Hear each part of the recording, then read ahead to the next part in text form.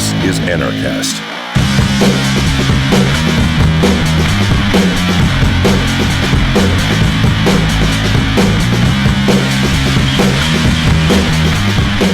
Hey everybody, welcome to another edition of Anarchast, your home for anarchy on the internet. I have coming in from southwestern Missouri, I believe, Ben Stone. He's the Bad Quaker.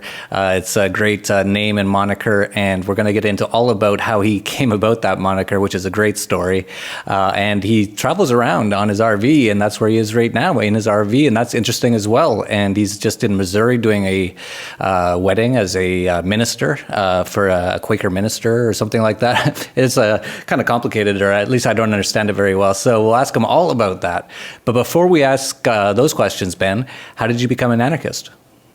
Well, I kind of cheated. I had an easy start. My parents were not actual anarchists, but they were very suspicious of the government. They didn't see that it had a lot of use, and they didn't think, like my father was a self-taught, unlicensed pilot for years and years and years. And the more you think about that, the more it kind of makes your head want to explode. Like, how do you self-teach how to fly an airplane? But he did. He was a pretty smart guy. And he never got a license because he didn't think that it was right, that he didn't think the government had like some kind of right to the air to tell him where he could or couldn't fly. And, so there were anarchical ideas in there right along. My mom was very suspicious of any story that came out from the government, and she typically just believed first that the government's lying, which is a real good start. If you have that as your starting point, it's not hard to go the rest of the way. And then I worked during the 1970s, I worked for NORML a little bit, the National Organization for the Reform of Marijuana Laws, and that introduced me to more of the philosophical path towards the libertarian thinking. I was in the Libertarian Party in the 80s, eventually doing some work and voting for Ron Paul in 1988. And then by that time, I was already starting to realize, the whole idea of using politics to accomplish your goal is flawed, at least in the sense that it's simply not working. That was my way of looking at things in 1988. It wasn't that we shouldn't use politics or that government is itself completely flawed. At that time, I was thinking, it's just not working. We've been doing this over and over, and the situation keeps getting worse and worse.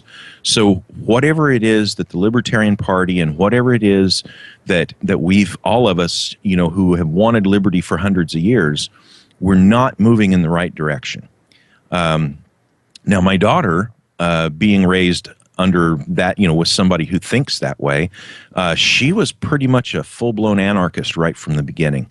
So about the time that she was becoming an adult, and now we're talking up into the early 2000s, she began challenging me on all of those standard libertarian things that I had believed over the years.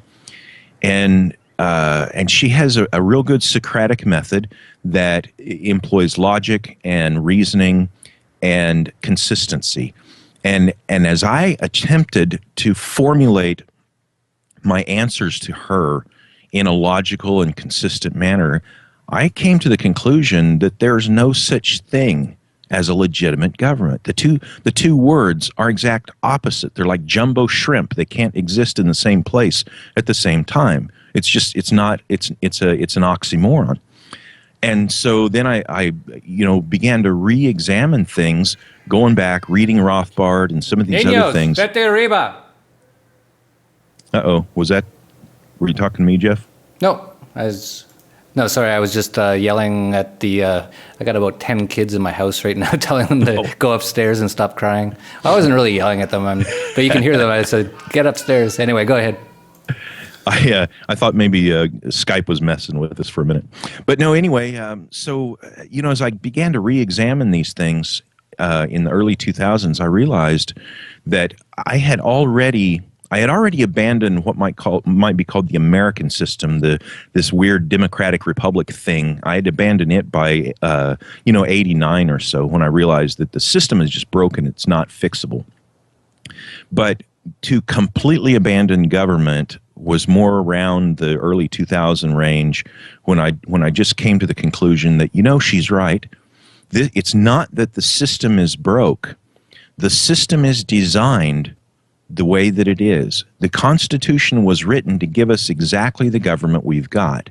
And what we've seen, what you've seen in Canada, what we've seen in the US, has been seen all across Europe, where these governments are really old and they just get worse. And, by re-examining it like that and really thinking it through, a lot of people come to the point where they start saying, okay, but without government, how would you, and then you fill in your pet peeve. I didn't even go through that. I just came to the realization that if government were out of the way, then things would get done. Everything that we want done is going to be done with or without government. It's just that government is this big stumbling block that constantly gets in the way, takes its cut, and slows the process down, holds back, innovation, holds back the development of wealth and all these things. So that was it. By 2008, I went back. I got my hands dirty. I voted for Ron Paul again, and even when I went down to the voting booth to do it, I just felt really dirty. I felt like I needed to wash afterwards. And after that, I just thought, I've got to follow my conscience. I've got to make my feet walk the way my mouth is talking. And to do that, I have to completely abandon any involvement in trying to sway politics the way I want. Because if I'm using politics for as a means to an end that I want, then I'm no different than Barack Obama or, what was the last clown's name? Bush. Or I'm no different than them in a moral sense. I'm doing the exact thing that they were doing. I just want a slightly different goal. Well, I think it's bigger than slight, if I know you well enough. But yes, on a moral basis, it's essentially the same. You're imposing your will over others, and that's just not morally correct. And I love the story of your father who taught himself to fly and didn't feel that he needed a license. I'm sort of similar in that way, that I taught myself how to sail. I sank my sailboat 1 year to the day later. But I was actually a pretty good sailor at that point. But it's just interesting to hear the kind of person your father was, and now to hear how your daughter is. That's fantastic. You've got a great story about how you came about to be the Bad Quaker, and I love the moniker. Why don't you tell us a little bit about that?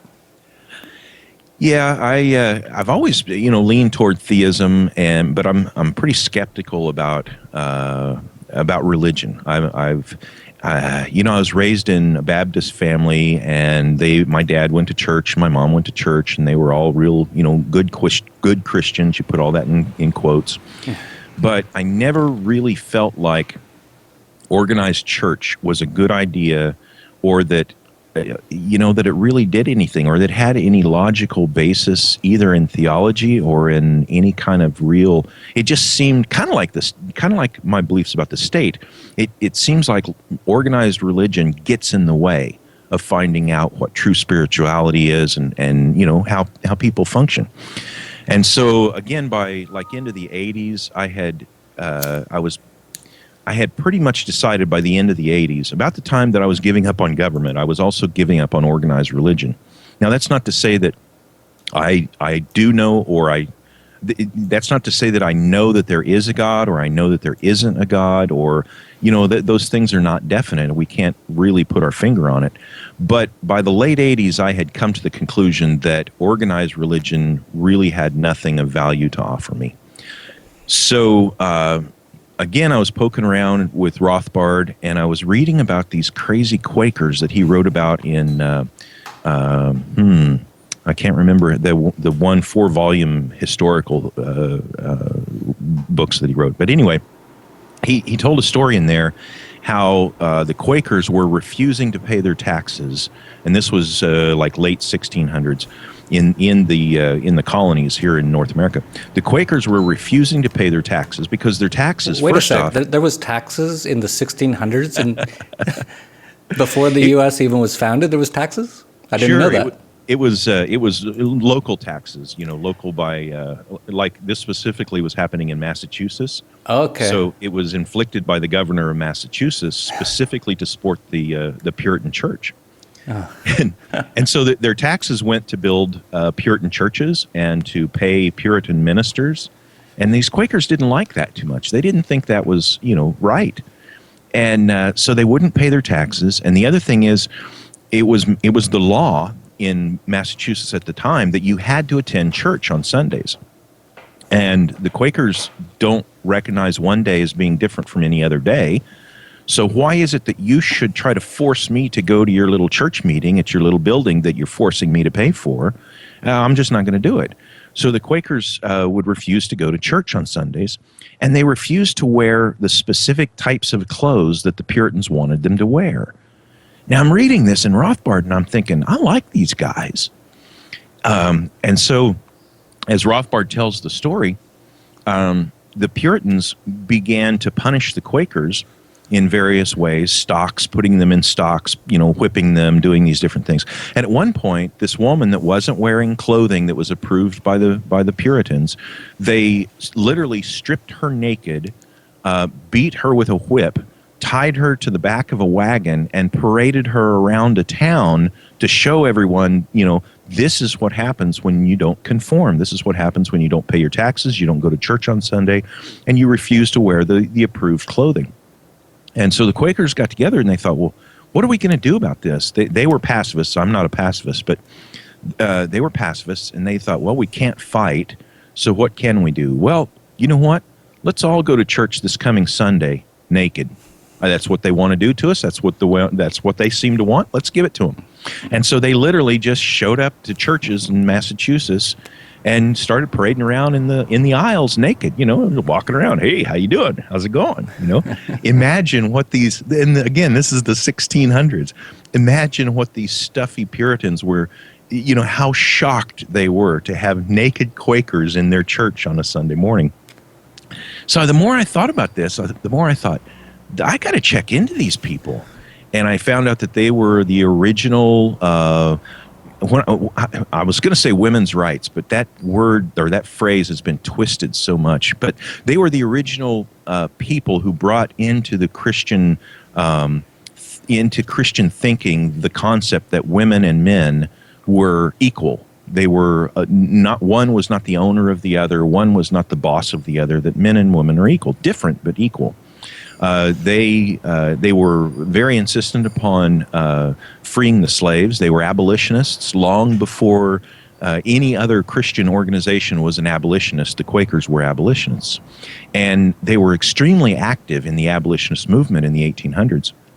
And so I kept reading about this stuff.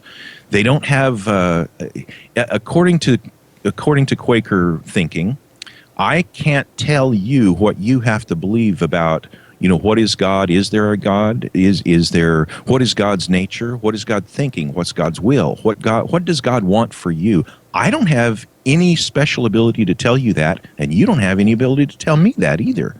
And I like that. It's like, yeah, that really makes sense. Where I separate myself from Quakers is in two things. Can I just ask you a brief question? Sure, go ahead. Do they believe in any sort of Bible or anything like that? Is there any sort of book or anything?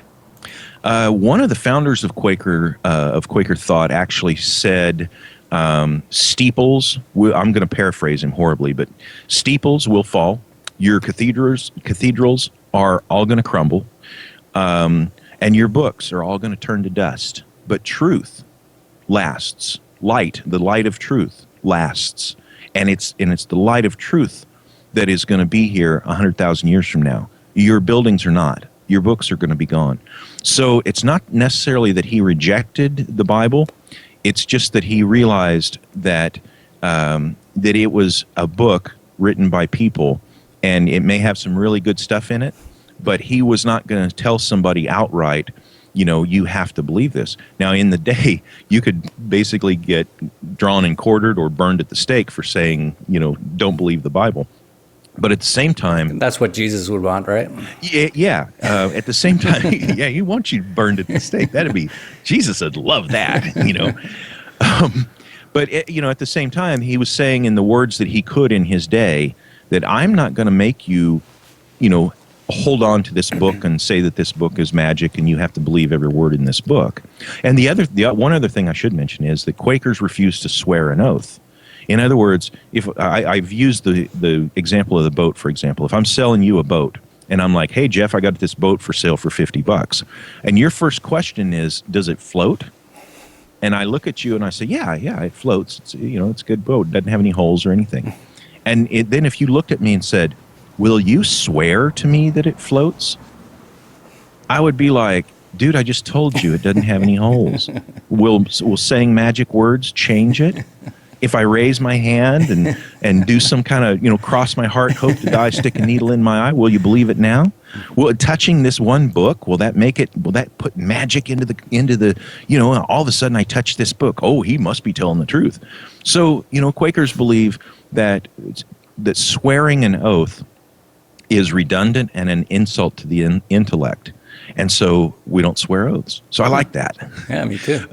But the two things that I can't get along with Quakers with is in the matters of self-defense. I believe that being a complete pacifist is unnatural and counterproductive.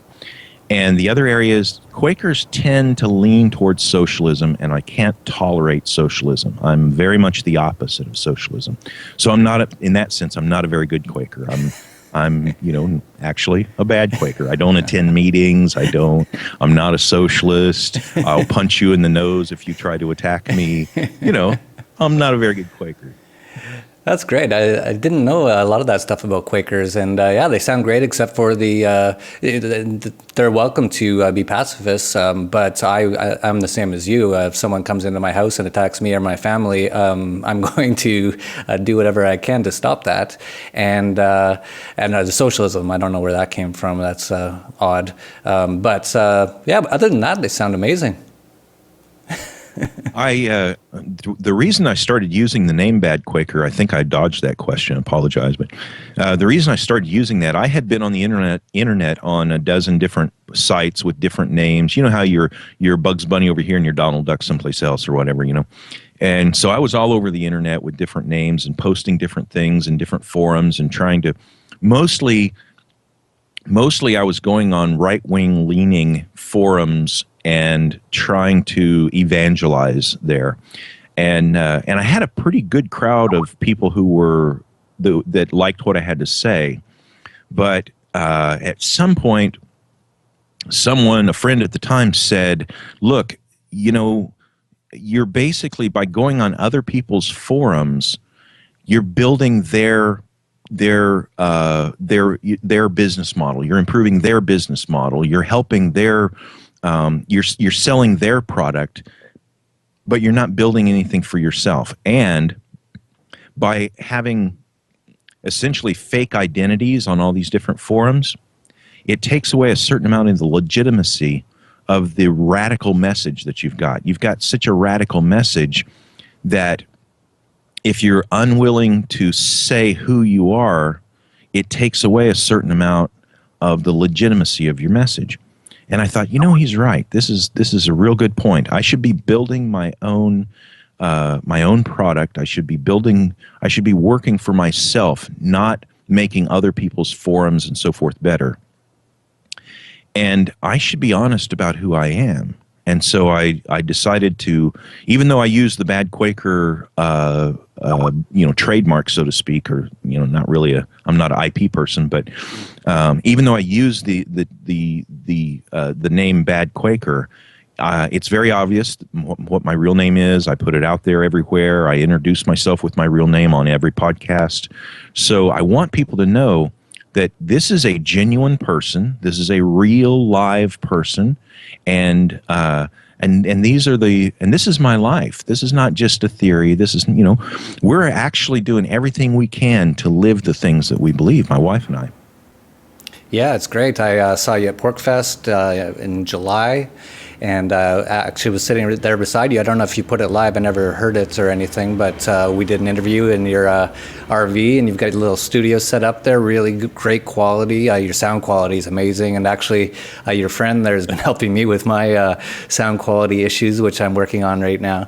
Oh, yeah. But he's great, and you've got a whole sort of crew there, right? I forget what you call yourselves. Yeah, we've got Michael Dean has assembled the Freedom Fiends, and there's about 15 of us total. And Michael has a radio show that's in 25 stations that's essentially coast to coast across America. And so we rotate, all the other 12 or 15 of us rotate as his co-host on his radio show. And so we have among us, there are hacker geniuses. There are, there are all kinds of special skills to do different things in different aspects of it. So yeah, it's pretty cool. Yeah, it's really cool. I really like what you've been doing, and met your wife, and really great lifestyle you've got there. Maybe you can talk a little bit about that. How long have you been living in an RV? We've been full-time about 20 months now, and we've traveled through 20 states in the last 20 months. We've had RVs for years and years and a long time, but we finally, in 2012, I guess it was, in 2012, my wife quit her job, and we took all of our, the money out of 401ks and things like that, because I'm pretty well convinced, and you know more about finances than I do, so you might have a different advice on this, but I'm watching the tricks that they're doing over in Europe and so forth, and I became convinced that money in an IRA or money in any kind of account like that is not real safe, and it's better to do almost anything with it rather than let it sit there hoping that it'll still be there when you turn 65. So we just emptied our accounts and, got a nice RV that we live in, and we don't owe anybody anything on it. And, and now we're free, and we can just, if it's cold, we just drive south. And if it's hot, we drive north. And, if there's a storm coming, we jump in the RV, and 30 minutes later, we're far away from the storm or anything else that might happen. Yeah, it's interesting that we're talking about this, because back in 2004, I bought a sailboat for a very similar reason. I wanted to live very freely. You brought up about your father who didn't have a pilot's license. It really irritated me that I had to have the boat registered in some country somewhere in the world. And almost all the boats, if anyone knows boats, especially yachts, and I didn't have a yacht, but you'll notice that most of them are out of the Bahamas or Bermuda and all these different countries. It's because they have no taxes and things like that. But you do have to be registered. So when you come into a country, you have to say where your boat is registered. And I found it all ridiculous. And half the time I wouldn't even do it. So actually a sailboat is probably about the freest you can live on the planet right now, because I would very oftentimes, even in the US and Canada, just not stop into customs or not check in with them, and they don't really know what's going on. They can't control the entire ocean. So really interesting stuff. And you brought up about the IRAs. Of course, I can do a little plug here. I write the Dollar Vigilante, and that's something that I've been telling people, and that's something I did as well. And so I'm very similar to you in the sense that I do everything that I talk about as well. And so in 2007 approximately, I took I'm from Canada originally, and up there, instead of called IRAs or 401ks, they're called RRSPs, retirement saving plans. It's government tax sheltered savings plans, which everyone thinks is great because you're not paying any taxes, but when you want to take it out, you pay taxes. And the biggest problem with that is that these Western nation states are in a state of collapse, and they're going to grab more and more of these things. So I took my funds, just like you, out of those retirement plans and just move them offshore is what I did with them. And that's what I recommend that most people do, especially if you live in the US. And we actually have a number of products. You can go to TDV self-directedira.com, or just go to tdvoffshore.com, or just go to dollarvigilante.com, and you'll probably find out about a lot of these things. So yeah, very interesting that you're doing all this. And so you just traveled to Missouri just for this time, just to oversee over a wedding, a Quaker wedding? Yeah, and the people that I'm officiating the wedding, and the people that I'm marrying are actually, I think, both atheists, but I'm not sure because I didn't pin them down and force them to tell me. So, but let's say they're non-religious. Let's say it that way. So How did they find you? Well, I'm a friend of the family and Okay. related to through in-laws related to one of the people being married, but they're also the guy has my face tattooed on his leg actually, so it's kind of interesting. But yeah, Why does he have your face tattooed on his leg? Well, it's kind of a thing. You can't just tell me that and not tell me why. Among people in the prison culture in the U.S., oftentimes you'll have a tattoo of a person who is like your mentor or a person who has, helped you over the years or whatever. So I was given that honor of not quite immortalized, but yeah. And a lot of the people that are going to be at this wedding are either anarchists or really close to it, constitutionalists that really hate the current government, or there's a lot of in the hills of Missouri, there's a lot of animosity towards all authority. Let's put it that way. Oh, that's great. Glad to hear it. And it's interesting, too, because I got married a couple years ago in Mexico, right here in Acapulco. And the Mexican culture is still very tied into Catholic church sort of thing. So we did have a Catholic sort of priest oversee our wedding. And I wasn't really comfortable with that because I'm similar to you and the Quakers in that I don't think you need an institution. You don't need all these buildings and books and all these things. I think spirituality is a personal thing. And Right. So it was kind of funny in our wedding. So it was a Catholic priest, and it was all in Spanish, and I speak okay Spanish, and he was saying, he said one thing during the process, he's like wedding us, and he says, and just give yourself to God and you will have everything. And he was holding a microphone, and I said, excuse me, and I grabbed the microphone. I said, no, you have to work to get things. and I started going off on Jesus. I said, Jesus was great. He was an anarchist. He sounded like a really great guy, but I basically was saying these sort of Quakerish sort of things right during my wedding. But my wife's sort of used to me having my own opinions and being quite upfront with them. Yeah, our wives put up with a lot from us, don't they? Oh, my poor wife. But that shows, it's true love, because you can't stick with guys like us unless you're pretty open-minded. Yeah.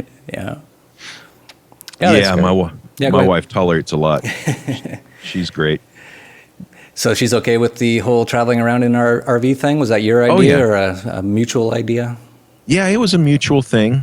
We've camped a lot over the course of our marriage. We even on our honeymoon, part of that was tent camping. So, we've been outdoors a lot during our marriage, and so this was just a natural progression as we got older, and you're not as flexible as you used to be, so you have to have a more comfortable bed, and you can't quite sleep on the ground like you used to. But and you mentioned hard work.